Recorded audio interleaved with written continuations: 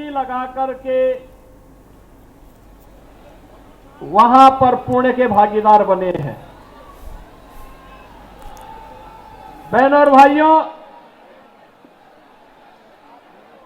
अगले 35 दिनों तक यह सिलसिला चलेगा और इन 35 दिनों, कुल 45 दिनों में प्रयागराज की धरती पर 45 करोड़ श्रद्धालु आकर के पुण्य का भागीदार बनेगा। ये डबल इंजन सरकार, भारतीय जनता पार्टी की डबल इंजन सरकार आस्था को सम्मान देकर के अर्थव्यवस्था का उन्नयन करने का कार्य कर रही है। ये केवल भारतीय जनता पार्टी कर सकती है।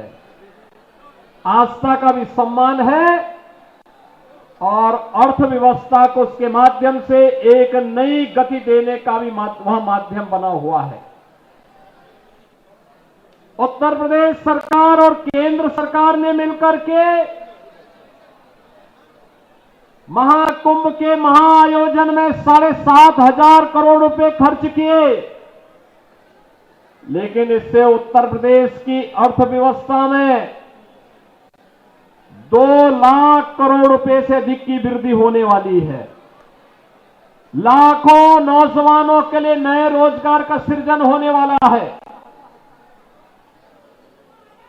उत्तर प्रदेश के बारे में जनता की धारणा को बदलने वाला है और उत्तर प्रदेश में पर्यटन के एक नए सर्किट के रूप में प्रयागराज, अयोध्या और काशी का दर्शन देश और दुनिया को करने का अवसर प्राप्त हो रहा है।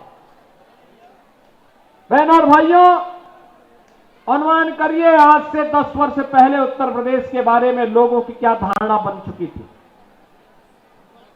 आज से 7-8 वर्ष पहले उत्तर प्रदेश के बारे में लोग क्या सोचते थे। लेकिन डबल इंजन की सरकार आई और उस सरकार ने वहां पर उत्तर प्रदेश को उसकी पुरातन पहचान दिलाने का कार्य कराया।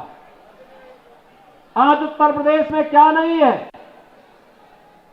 आज वहां पर इंफ्रास्ट्रक्चर के बड़े बड़े कार्य हैं। देश के सबसे ज्यादा एक्सप्रेसवे है, हाईवे है, रेलवे का सबसे बड़ा नेटवर्क है, सबसे ज्यादा सिटी में मेट्रो का संचालन हो रहा है और वहां के स्वच्छता को अगर आप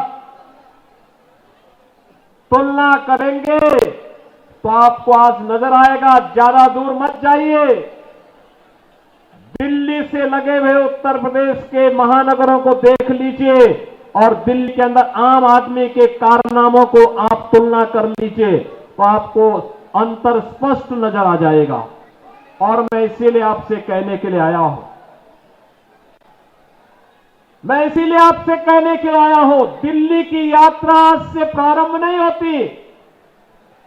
5,000 वर्षों का इतिहास है दिल्ली का।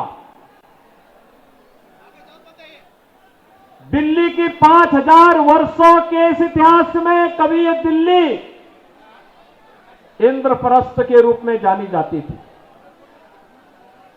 ये दिल्ली अपने वैभव के लिए जानी जाती थी।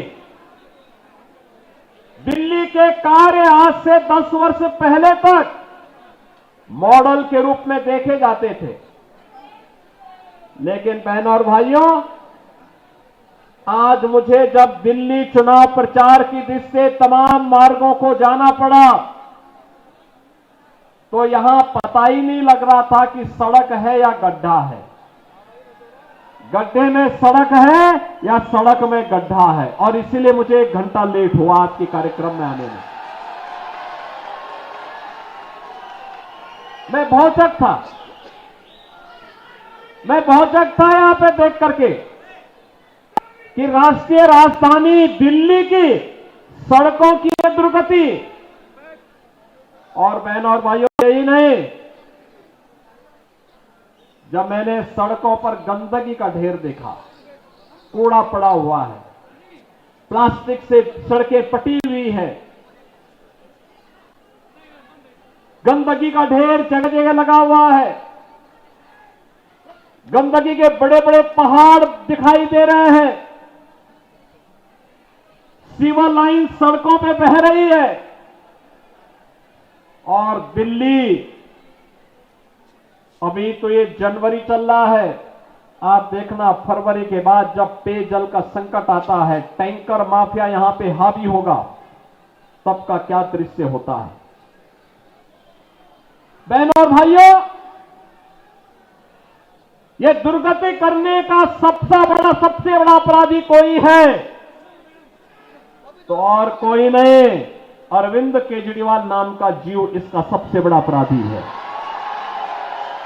सबसे बड़ा अपराधी है। बहनों और भाइयों, यहां झूठ बोलने की एटीएम है। सुबह से लेकर सायकाल तक एक से एक झूठ को बड़ी होशियारी के साथ गढ़ने वाला व्यक्ति है।